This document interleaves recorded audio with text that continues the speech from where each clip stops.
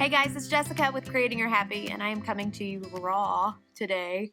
It is not the professional setting. It's not the my DSLR camera's not set up with my fancy microphone. It's literally my iPhone that has seen better days. I've dropped it in a pond. I fell on it and landed on it while on vacation and cracked the heck out of it. So forgive me for the poor quality of video, but I'm coming to you in the moment. I'm coming to you in a moment in such a mindset that I have to talk about it right now, or I'm afraid I'll lose it. I don't think I'll lose it, but I know the true passion and the deep, heartfelt discussions can really come through so much better and easier whenever I just do it in the moment. So I'm going to get with it. I have been through I've been through a lot of independent therapy. My husband and I are marriage counseling together. We've been marriage counseling for years. We do it. I know this is no news to you that have been following along for some time, but we've done it for years. We started when we were married and we just kept up with it.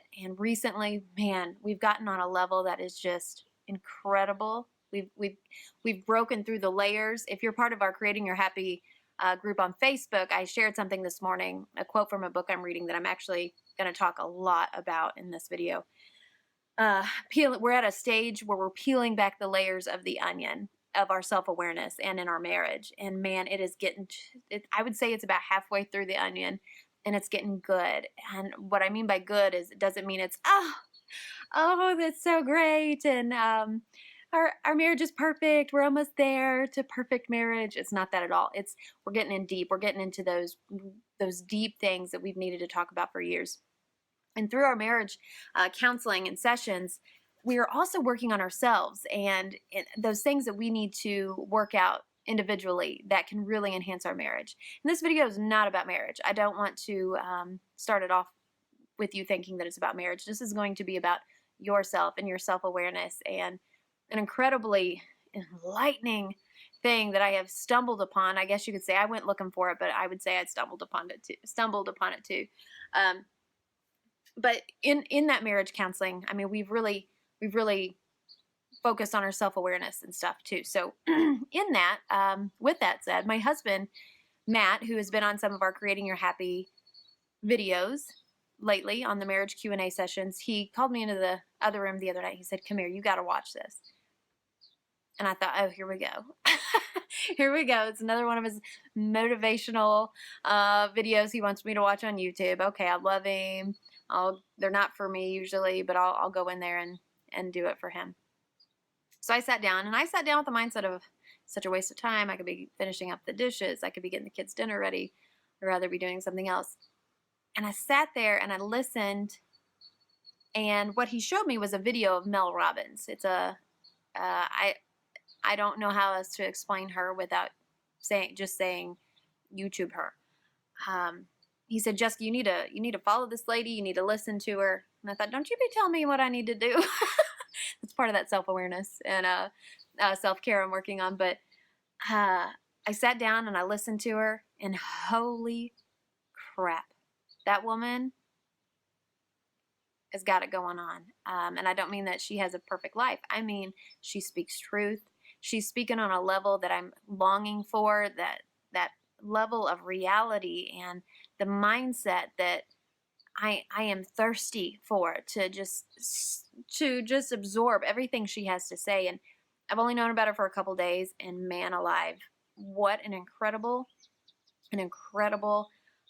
change in perception and mindset that I already have from just watching some of her videos. Now, this video that I'm doing for you is not about Mel Robbins either, so I'm getting there. Yesterday morning during my self-work, I was sitting right here.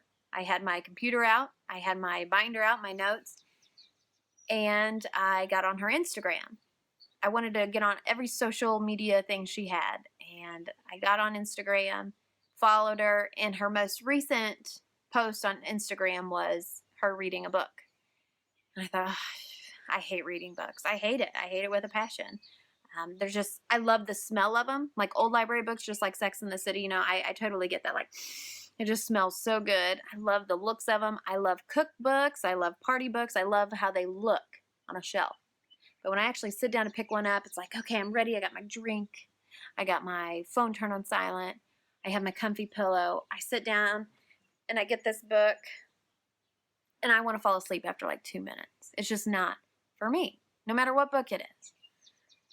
I thought, all right, this woman is recommending a book and I trust her after 2 days. Just listening to her, I trust her. I'm thirsty for more of what she has to say. And if she's reading and recommending this book, I want to do it. I want to find a way to push myself to read this book. So I got to thinking. I went to Amazon and said, okay, you can buy the paperback copy, the hardback, whatever copy, and be there in a couple days. I thought, dang it, like I'm thirsty now. I want to read this book now. And I saw the Kindle edition. I thought, well, I don't have a Kindle. I'm a blogger and I'm around technology, but I've never understood the digital, like Kindle stuff on Amazon.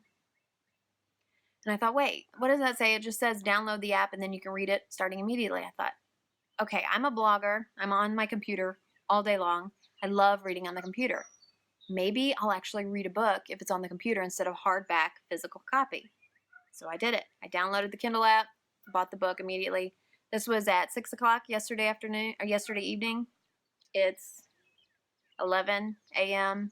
now the next day, and I've already read 105 pages. I cannot freaking put this book down. I don't know if it's because I found a way to read something that fits my preference and style, or if this book is actually killer. To be honest, I think it's both. I think I found a way to open myself up to read a book, and I think this book is dynamite. Now, the book I'm talking about, it has a very scary title to someone like me, because when you look back at my childhood and you look how I was raised and you look where I was raised, cuss words were a no-no. They are a no-no. You run from them, you hide from them, you avoid them, you act like they don't exist.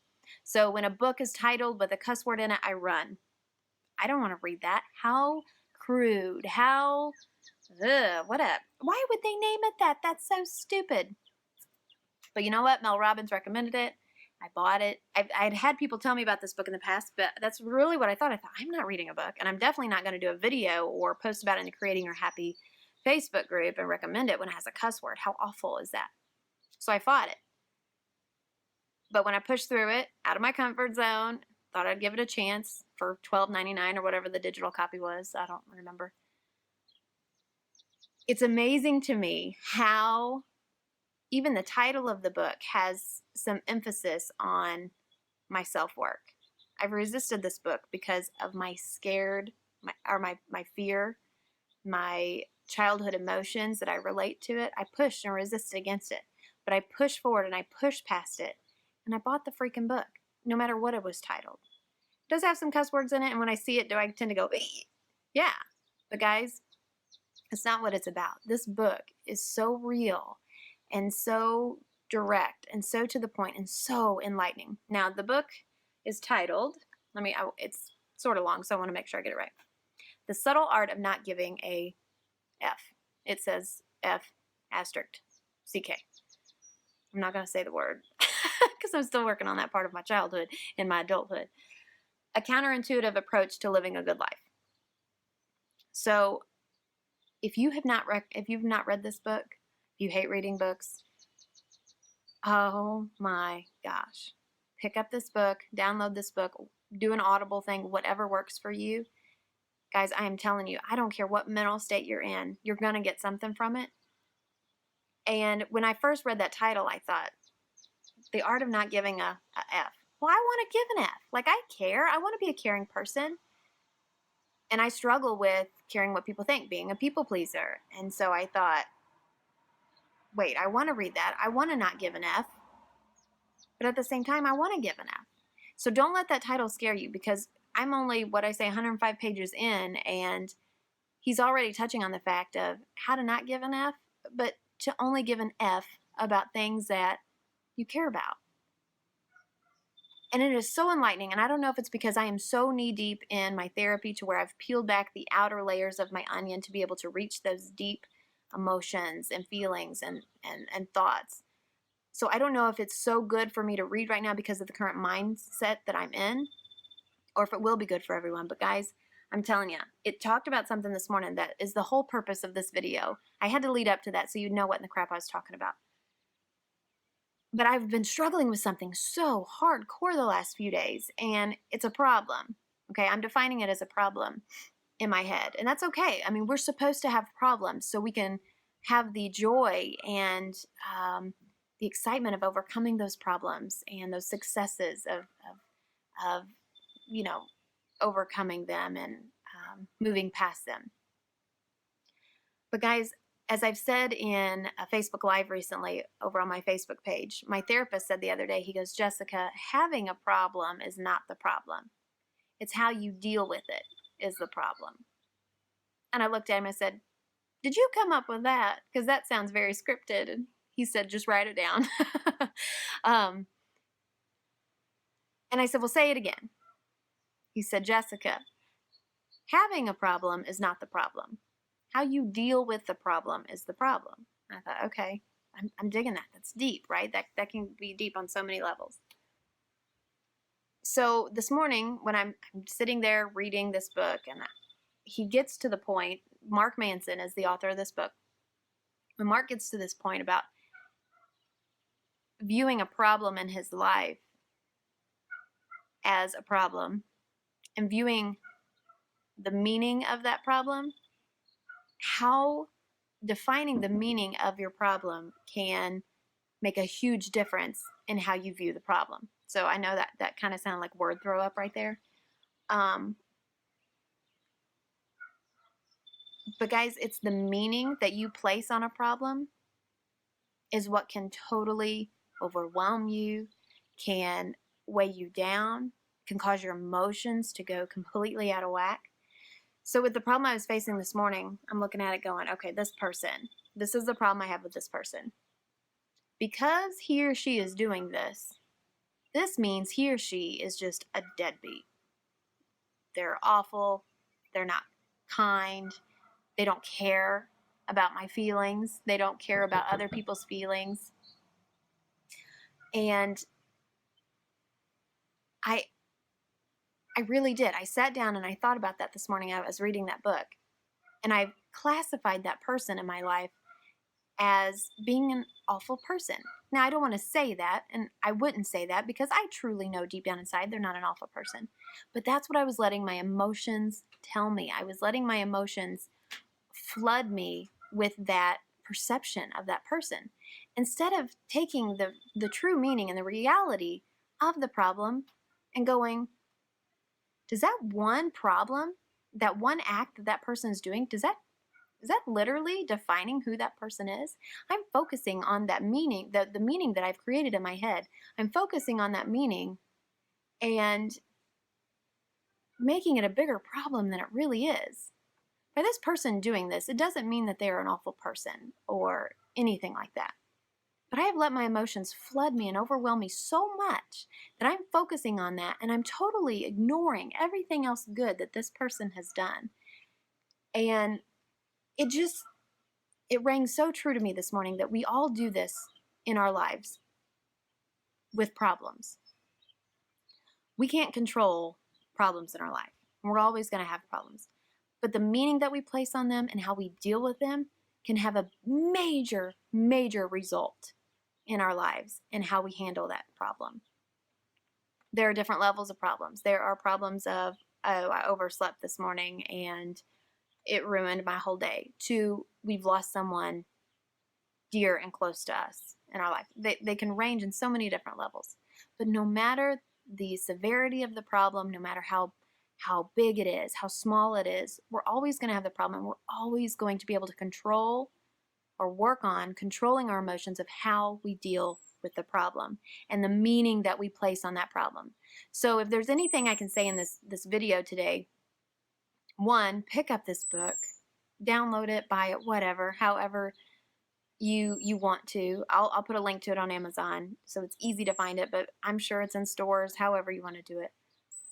Two, whether you are enjoying your life today and everything's good, you and your spouse are on cloud nine, your kids are behaving, the sun is shining, there's still probably a problem going on in your life.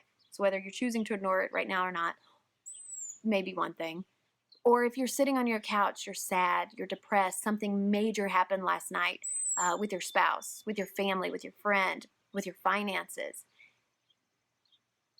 Guys, I really encourage you to pick apart that problem. If the problem is my fist right now, I encourage you to pick off the meaning of that problem. So in his book, he talks about how he's clear with the problem, but it's the metric of how he's measuring that problem that's off. All right, so you really have to get in tune with it. You really have to get in tune with your problem. You really have to get in touch with what the reality is and what's going on with that problem and how you are measuring the severity of that problem.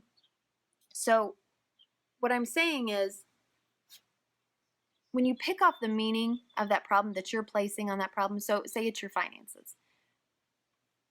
Okay, the problem is finances. This meaning that you place on it is finances are so bad, we're a failure, we didn't manage our money correctly, we can't afford the biggest house anymore that we've been wanting for so long, we can't buy that boat, we can't buy that lake house. That's that meaning you're putting on it. But really? Really, is that what that means? That you're a failure? Does that mean that because you're having a tough financial moment in your life right now, that you're a failure and that you can never have those things? No. That's just the meaning that you're putting on it. Step back, look at the reality of the situation and go, okay, it may be a tough time right now in our finances or our marriage or with my parenting or with whatever happened this weekend or last week or last month or last year. Don't be so careless with placing a meaning on that problem. Take it for what it is, and don't get so lost in the meaning that you're placing on that problem. It may not mean what you think it means. And stop letting that emotion control your entire life, your entire day, because of the meaning you've placed on the problem. You know, women especially can be so guilty of keeping up with the Joneses and letting material things define us. And when we actually stop and focus on our values and what are important in our lives, those things, those silly metrics that we place on success and happiness can start to disappear.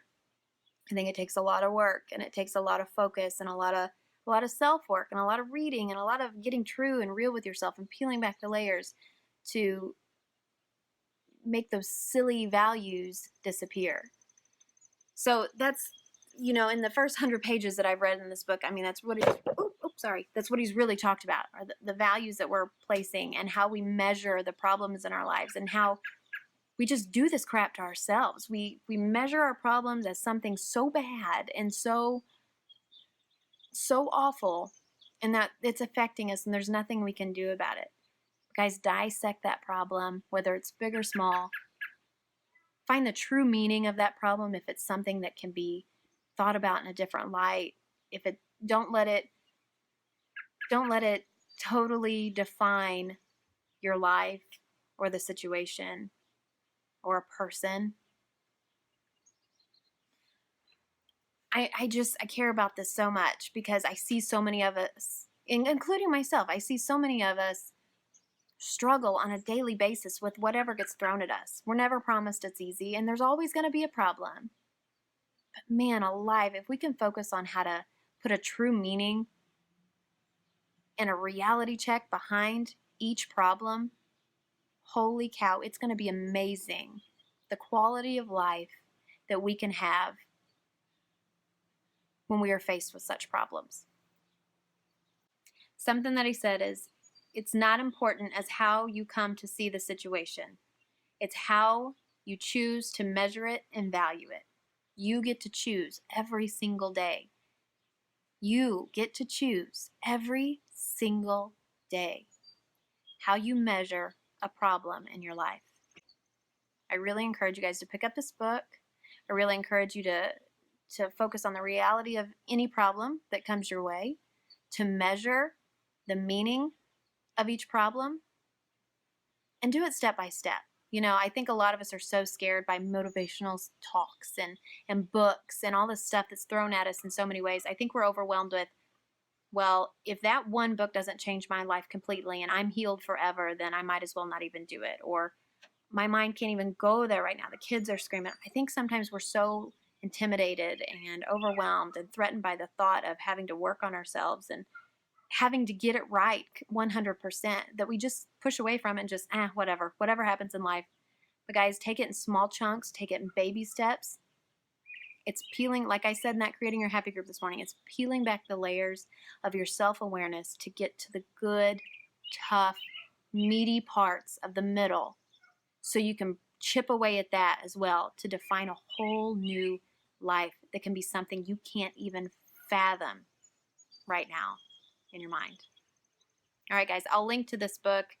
I know it's only going to get better from here, and I know I'm going to be so distraught when I get to the end of it because it's so good and I cannot put it down. So thank you to Mel Robbins for suggesting it, and I will link to this book, and thank you to Mark Manson for writing it. Holy crap, it's good. Don't let the title scare you. It scared me for a while, and I wish so bad I wouldn't, because I may be so much more farther in my self-work if I would have just picked this book up and gave it a chance. All right, guys, I will see you next time. Bye.